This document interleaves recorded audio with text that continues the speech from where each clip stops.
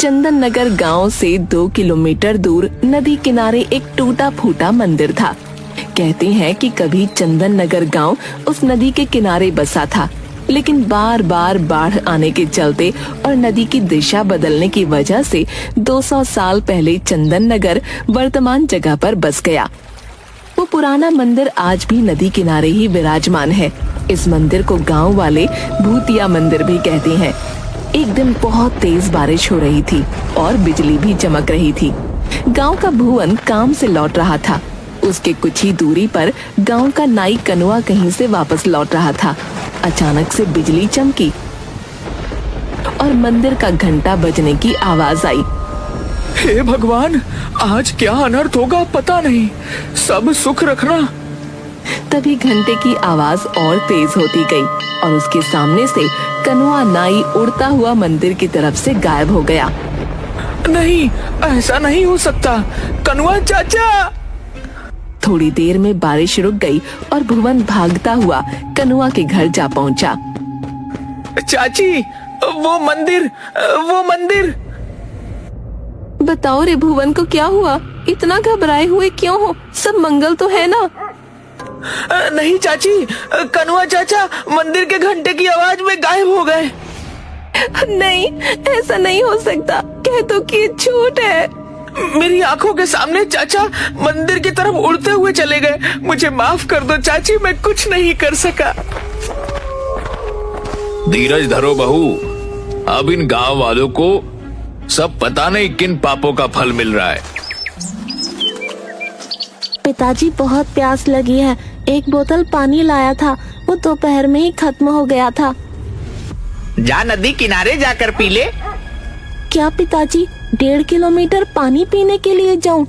क्यों ना हम अपने खेत में एक कुआं खोद लें। मेरे सपने में भी आता है कि हमारे खेत में एक कुआं है। चल चुपचाप अपना काम कर। जब देखो उल्टा पुल्टा बात करता रहता है, आलसी कहीं का। 1.5 किलोमीटर चलने के चलते इनको खेत में ही कुआं चाहिए। अरे सपना में कुआं दिखता है? कल आलू भी निकलना है, माँ भी आएगी, 2 बोतल पानी भर लेना। माँ देखो ना, बोतल से पानी खेत में गिर गया। प्यास लगी है, क्यों ना हम अपने खेत में कुआं खोदें। सचमुच मेरे सपने में दिखता है कि अपने खेत में एक कुआं है। अब तो शाम हो ही गई है, घर जाकर पानी पी लेना बेटा। माँ, मैं थोड़ा चेतन के पास जाऊंगा, तुम लोग घर चले जाना। मैं उससे मिलकर रात में घर लौटूंगा। रतन और सुनीता घर चले जाते हैं। बंकू अपने दोस्त चेतन से मिलने जाता है। रात में घर पर, बेटी सुमति, पिताजी को थोड़ा खाना दे आ। रात के 9 बज गए हैं, नहीं तो वो सो जाएंगे। पता नहीं ये बंकू कहाँ रह गया। लाओ माँ, मैं दे देती हूँ। रतन के पास जाकर, पिताजी ये लीजिए आपका खाना। ठीक है बेटा, लाओ। बंकू अभी घर लौटा या नहीं अभी तक? नहीं पापा, बंकू भैया अभी तक नहीं आए हैं। तभी पुराने मंदिर के घंटे के बजने की आवाज आती है। आज वर्षों बाद पुराने मंदिर का घंटा बजा था। बहुत दिनों बाद आज फिर पुराने मंदिर के घंटे बज रहे हैं। जरूर कुछ अनर्थ होने वाला है। यह बंकू ना जाने कहाँ रह गया। तभी सुनीता दौड़ती हुई आती है। अजी सुनते हो, बाहर पुराने मंदिर के घंटे बज रहे हैं। अभी तक बंकू भी घर नहीं लौटा। गजब हो गया, जाने क्या होने वाला है। अरे भाग्यवान, आ जाएगा। घंटे की आवाज सुनी होगी तो वह अपने दोस्त के घर ही रुक गया होगा फिलहाल। काश आप जो कह रहे हो वैसा ही हो। अरे पिताजी, आप दोनों घंटे की आवाज सुनकर इतना डरे हुए क्यों हो? आखिर बात क्या है उस घंटे में? उसी समय दरवाजे पर कोई दस्तक देता है।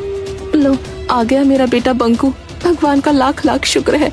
सुमति, जब भैया आया है, खोल दे दरवाजा। सुमति जाकर दरवाजा खोलती है। अरे पंडित जी, प्रणाम।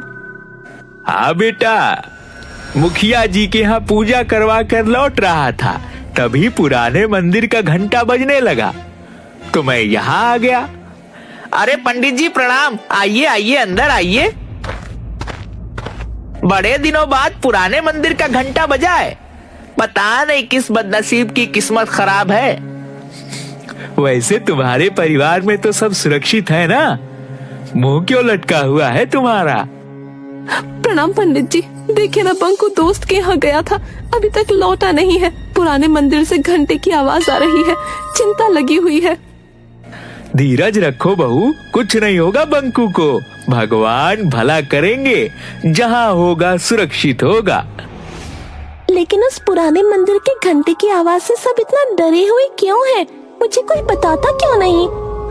ये तो कोई नहीं जानता बच्ची कि वो मंदिर का घंटा अपने आप बजता कैसे है, लेकिन जब भी बजता है गांव से कोई न कोई लापता जरूर हो जाता है।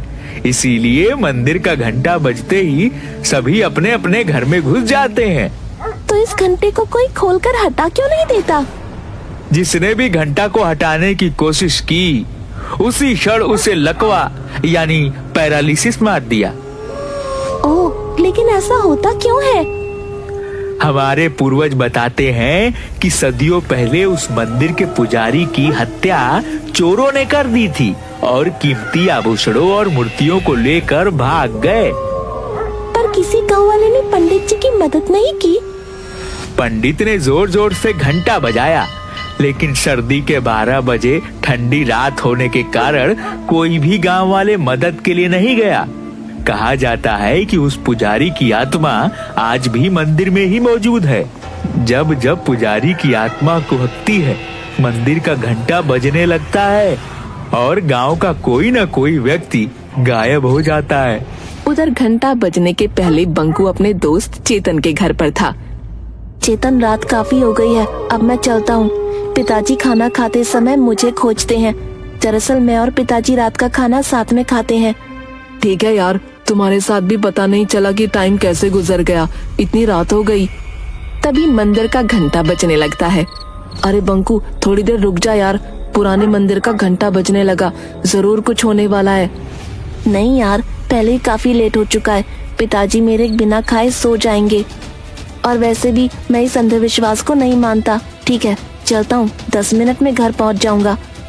चेतन के बार बार मना करने के बावजूद बंकू वहाँ से अपने घर की ओर चल देता है। जैसे जैसे वह चलता जाता, उसके कानों में पुराने मंदिर के घंटे की आवाज तेज होती जाती।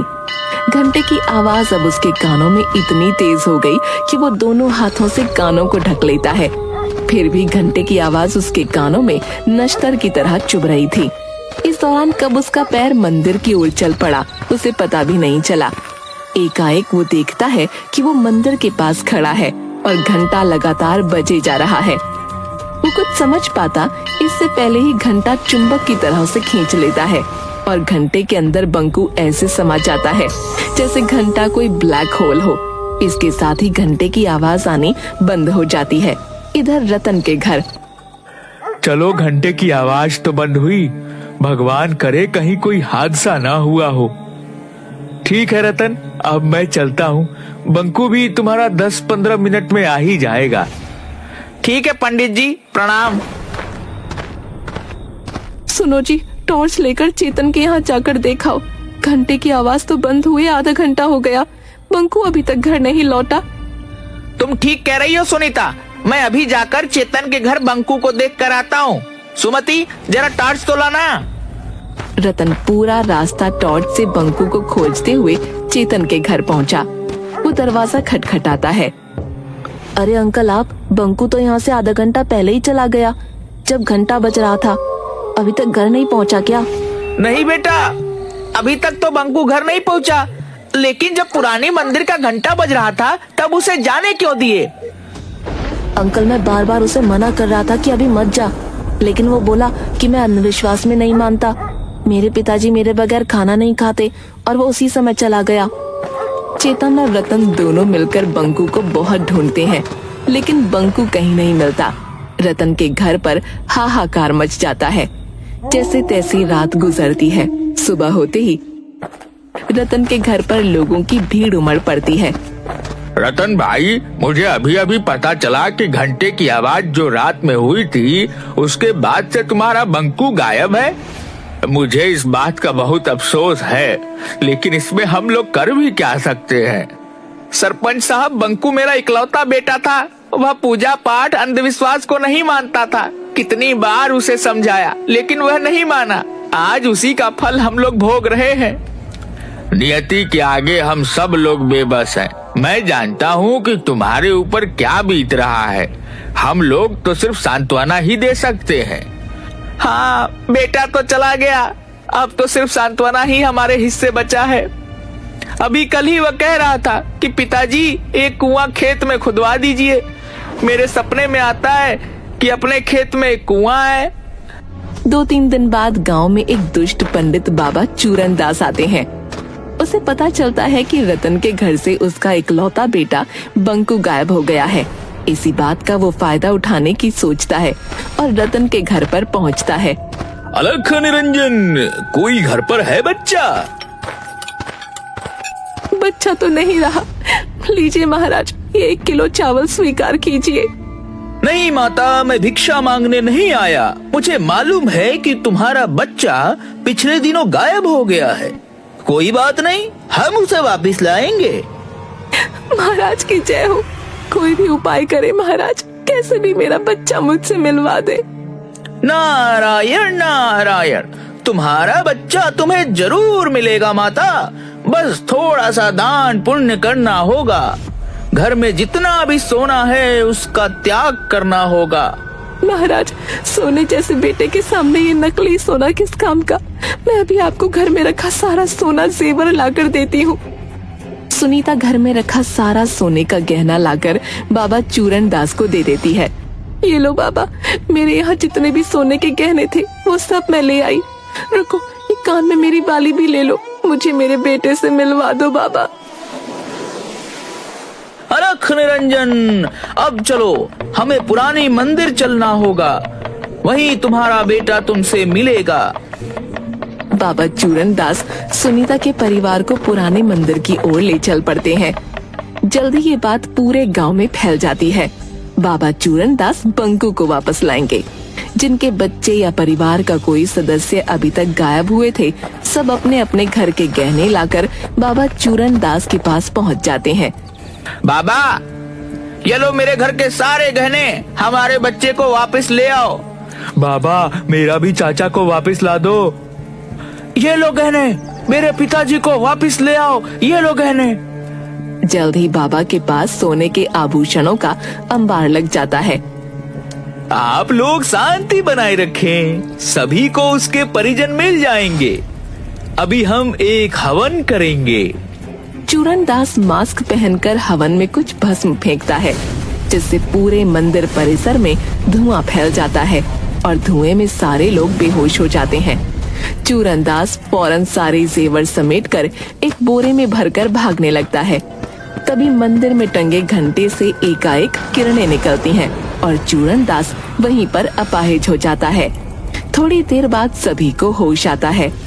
मुझे बचा लो, कोई मुझे बचाओ, मैं पूरी तरह अपाहिज हो चुका हूँ। मैंने तुम लोगों के साथ धोखा किया है। हे भगवान, अब किसी के साथ धोखा नहीं करूँगा। दुष्ट पंडित, तुम्हारी यही सजा है। तुमने कई लोगों के भावनाओं को धोखा दिया है। अब पड़े रहो यहीं। उधर सुनीता ने रात में कहा था कि उसके बेटे की आखिरी इच्छा खेत में कुआं खुदवाने की थी, इसलिए रतन बंकू को याद कर खेत में कुआं खोद रहा होता है। तभी उसे जमीन के अंदर से कुछ मूर्तियां और आभूषण मिलते हैं। वो इसकी खबर सरपंच और पंडित ज्ञानचंद को देता है। जरूर यह मूर्तियां वही पुराने मंदिर की है जो सैकड़ों साल पहले गायब हुए थे। शायद चोरों ने इसे यहाँ पर छुपा रखा था। अगर ऐसी बात है तो पंडित जी, इन मूर्तियों को गंगा जल से धोकर फिर से वहीं स्थापित किया जाए। पंडित ज्ञानचंद उन मूर्तियों को फिर से पुराने मंदिर में प्रतिस्थापित करवा देता है। तभी जोर से घंटे बजने लगते हैं। सभी लोगों में हाहाकार मच जाता है, क्योंकि सभी आज घर के बाहर मंदिर के पास खड़े थे। तभी अचानक सुमति चिल्लाती है, अरे माँ देखो, घंटे में से बंकू भैया निकल कर आ रही हैं। अरे ओ गिरधारी मेरे भाई, बरसों पहले तुम बिछड़ गए थे। जय हो देवी माँ, तेरी लीला अपरंपार है। अरे रामधन भी, सभी लोग निकल रहे हैं। आप आ गए, मुझे यकीन था आप आओगे। घंटे में से गायब हुए लोगों को निकलता हुआ सब देख रहे थे। किसी का बेटा, किसी की बहन, किसी के चाचा, किसी के दादा, सब लोग अपने परिजनों से मिलकर बहुत खुश थे। अरे मैं ठीक हो गया। जय हो बाबा, जय भगवान, तेरी महिमा तू ही जाने। चूरनदास, भगवान ने तुझे नया जन्म दिया है, इसीलिए इस जन्म में तुम अच्छे कर्म करो। तुम इस मंदिर का देखभाल करो, यही भगवान का आदेश है। मैं जीवन भर इसी चौखट पर पड़ा रहूंगा, मुझे मोक्ष यही मिलेगा। शायद आज इस मंदिर के पुजारी की आत्मा को शांति मिला होगा। मंदिर में भगवान फिर से स्थापित हो चुके हैं। इस घटना को आज कई साल बीत गए, लेकिन फिर कभी मंदिर का घंटा नहीं बजा।